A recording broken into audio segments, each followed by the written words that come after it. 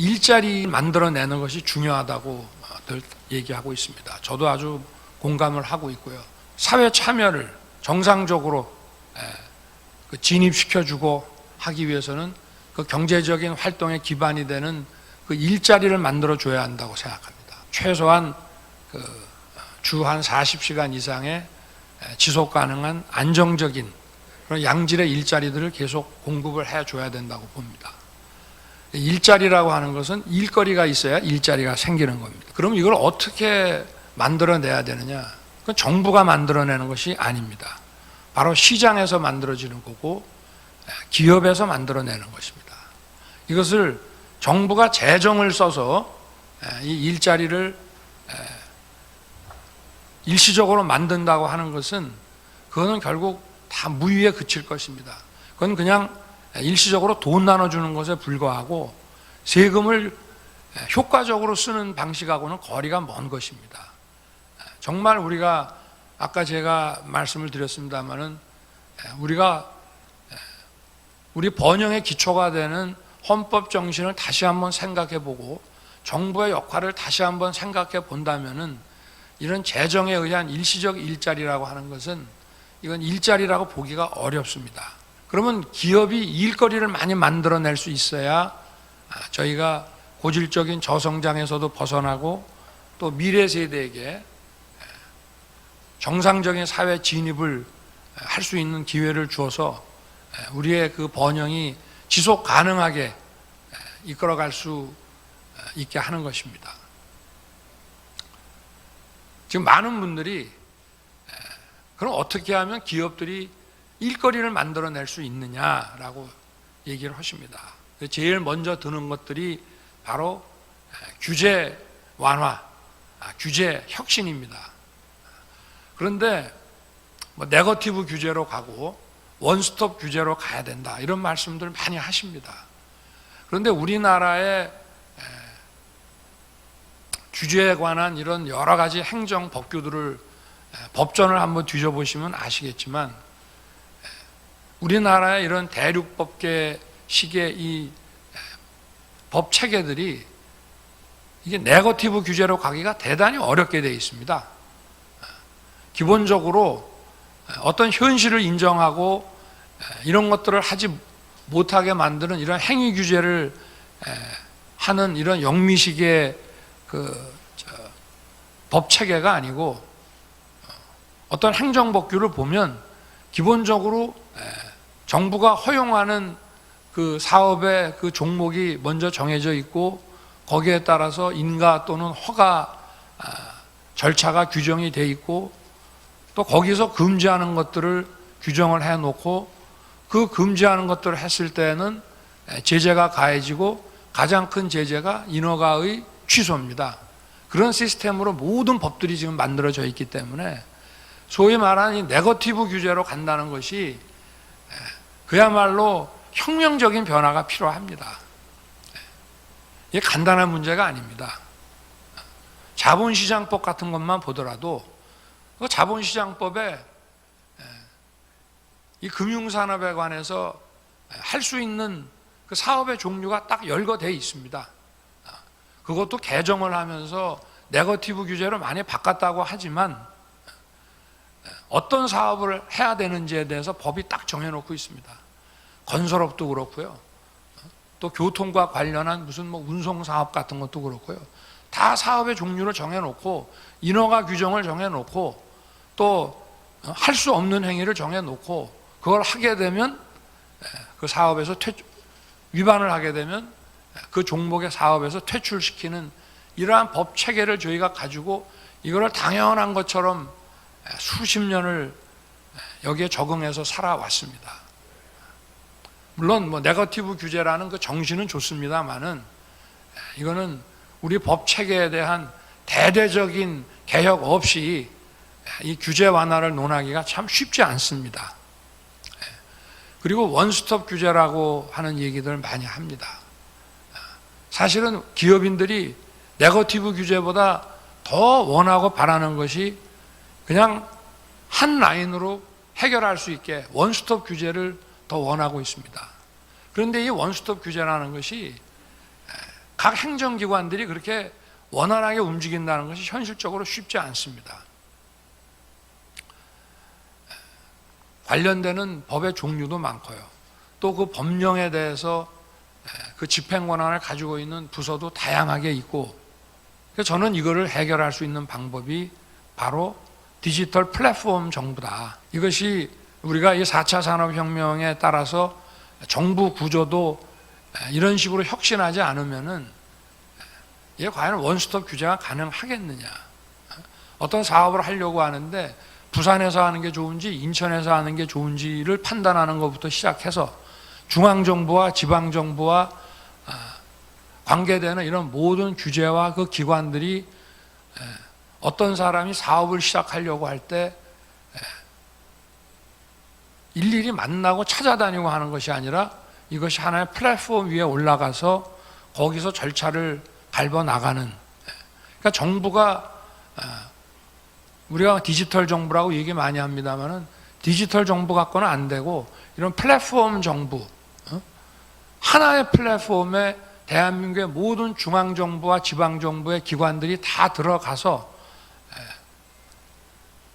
이런 그 플랫폼 정부 체계를 구축하지 않으면 기술적으로 이런 원스톱 서비스라고 하는 것이 쉽지 않습니다.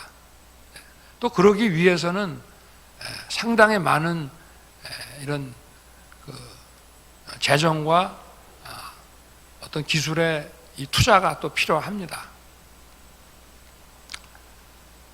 다시 좀 아까 말씀드린 것을 좀 계속해서 하자면은 기업이 일자리를 만들어 나가는데 대기업은 국제 글로벌 시장에서 글로벌 수출 시장에서 치열하게 또 경쟁을 해서 그 경쟁에서 살아남고 성장해 가는 우리 초대형 기업들에게는 해당이 안 되는 문제일 수 있겠습니다만은 결국은 기업이 성장을 해 나가는데 제일 중요한 거는 저는 기술이라고 생각합니다. 그것이 정보를 활용하는 그런 이런 플랫폼 형태의 노하우든 아니면 그야말로 산업 현장에서 필요한 첨단 기술이든지 간에 이런 기술이라는 것이 뭡니까? 생산성을 올리는 노하우가 기술 아니겠습니까? 생산성이 올라가야 소득도 올라가고 일거리도 만들어지고 그렇게 해서 안정적인 일자리가 생기는 거 아니겠습니까? 그럼 이 국가의 이런 산업기술의 발전을 위해서 전반적인 우리 기업들의 산업기술 발전을 위해서 정부가 할 수 있는 일은 뭐냐? 이게 과연 시장 메커니즘을 통해서 해결할 수 있는 문제냐? 물론 기술 개발이라는 것은 시장 메커니즘을 통해서 해결할 수 있는 문제들이 또 많이 있습니다. 자기들이 경쟁을 하면서 경쟁 과정에서 생산성을 높이기 위한 기술과 노하우의 개발을 경쟁적으로 해 가기 때문에 그것이 가능합니다만은 그런 기술 개발을 스스로 해나가기 어려운 그런 중소기업들도 많이 있습니다. 지금 매출 규모도 얼마 안 되고 좀 알뜰한 기술은 가지고 있습니다만은 이거 국제 시장에서 또 우리 국내 시장에서 경쟁을 해 나가는데 필요한 정도의 아직 기술까지 이루지 못한 경우에 이것이 만약에 장래성이 있고 전망이 있다고 한다면은 국가가 이걸 도와주는 게 맞습니다. 그거는 저희가 국가의 재정과 자원을 투입해서 자라나는 학생들에게 교육을 국가의 책임으로 교육을 시키는 것과 같은 원리라고 저는 봅니다. 그러면 이 국가가 이것을 이 중소기업을 위한 이 기술개발 지원을 어떻게 해줄 것이냐, 그 방법이 또 중요합니다. 거기에서 우리는 다시 우리의 자유민주주의 헌법 정신으로 돌아가야 될 필요가 있습니다. 어떤 기업들을 국가가 스스로 판단해서 또 어떤 종류를 스스로 판단해서 정부가 그 기업에다가 돈을 주고 그 특정 기업과 특정 산업을 막 육성해 나가는 이런 방식은 과거에는 그것이 정당화될 수 있지만 지금은 이게 우리 헌법 정신에 맞지 않는다고 저는 봅니다. 방식으로 해야 되고 시스템을 통해서 해결을 해야 되고 또 기술 개발이 민간에 의해서 주도될 수 있도록 정부가 뒤에서 도와주는 방식으로 가는 것이 저는 맞다고 생각합니다. 그래서 우리 지금 GDP의 약 5% 정도가 기업과 민간과 우리 정부에서 지금 쓰고 있는 R&D 비용인데 이것을 쓰는 방식을 저희가 다시 한번 이걸 바꿔서 어떻게 쓰는 것이 효율적이고 어떻게 쓰는 것이 우리 헌법 정신과 우리 그 지속 가능한 성장에 도움이 되고 맞는 것인지를 저희가 한번 다시 심각하게 재고해야 될 상황에 온 것으로 저는 진단하고 있습니다. 여러 가지 지원을 해주는 것 중에 중요한 것이 판로 지원과 금융 지원, 이 두 가지가 되게 중요하다고 생각합니다. 기술은 있고 물건은 만들어낼 수가 있는데 이걸 세계 시장에서 어떻게 그 접근을 해서 영업을 해야 되는지에 대해서 그 조그마한 중소기업에게 그걸 스스로 판단해서 스스로 뚫어서 가라고 하는 것은 대단히 어려운 문제입니다. 세계 각국의 다양한 또 이 언어, 시장에 따라서는 영어권이 아닌 나라들도 많이 있는데 제가 어느 중소기업을 방문했더니 자기들은 프랑스 불어권에다가 주로 수출을 해야 되는데 정말 그 영업 능력도 갖추면서 불어를 능통하게 하는 사람 구하기가 정말 어려운 것이 영업의 가장 큰 애로라고 하는 얘기를 들은 기억이 있습니다.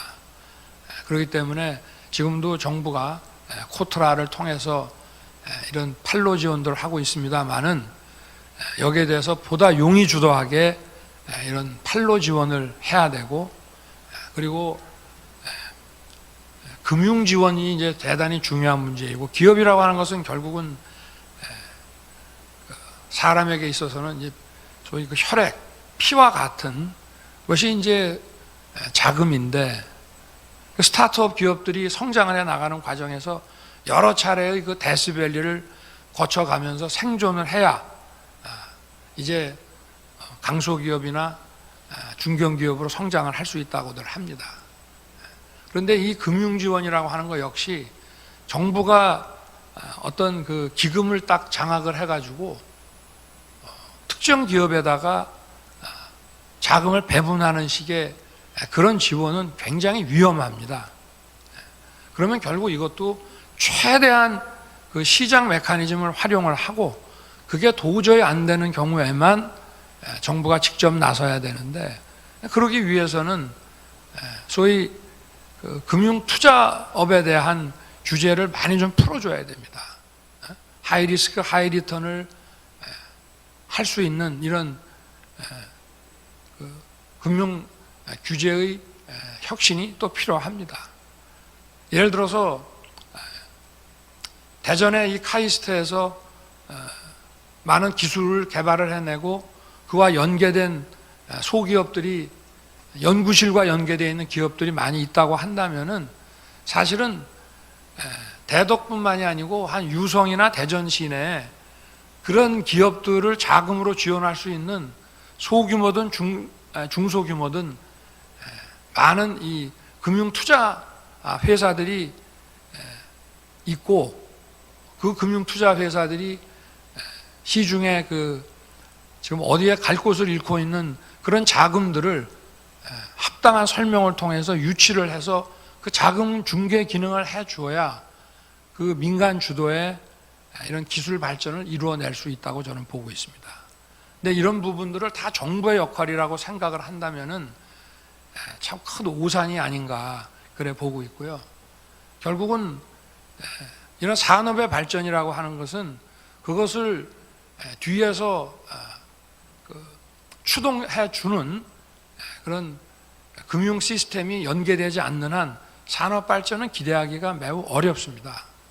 그러면 정부가 해야 될 일은 자금을 직접 지원해 주는 역할이 아니고, 과거에는 특정 기업에다가 뭐 조선 산업을 육성해야 된다, 자동차 산업을 육성해야 된다, 또 중화학공업을 육성해야 된다 하면은 은행에다가 지시해서 거기에 자금을 보내고 금융자원의 배분을 정부가 직접 했죠.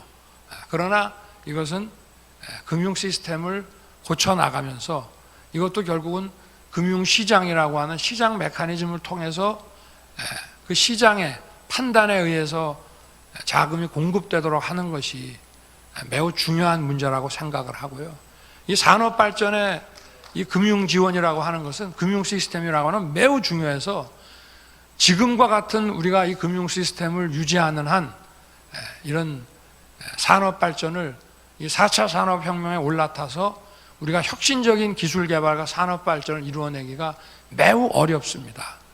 우리가 금융이라고 하는 것을 IMF 때 우리가 겪었던 것처럼 어떤 금융기관의 부실화를 막아야 된다, BIS 비율을 높이거나 유지해야 된다는 그런 관점에서만, 소위 금융기관의 자산 건전성이라는 차원에서만 접근해 가지고는 우리 산업 발전을 견인해 나가기가 매우 어렵습니다.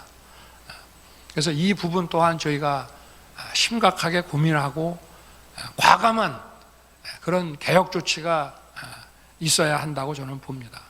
우리 여기 인천에도 이쪽에 뭐 남동공단을 비롯해서 많은 중소기업들이 있습니다만은, 이분들이 뭐 은행을 비롯해서 현실적으로 새로운 시설 자금이나 운영 자금들을 조달받기가 쉽지 않은 현실입니다. 그러니까 이러한 하이리스크 하이리턴의 이런 금융 투자업이 이 지역에서 많이 발전을 한다면은 이것이 지역의 경제 발전을 밀고 가는 그런 큰 힘이 될 것이라고 저는 보고 있습니다. 막 그런 차원에서 저희가 IMF 때 그 많이 퇴출시켰던 그 지방은행의 설립이라는 것도 저희가 새로운 각도에서 검토를 해봐야 된다고 저는 보고 있습니다.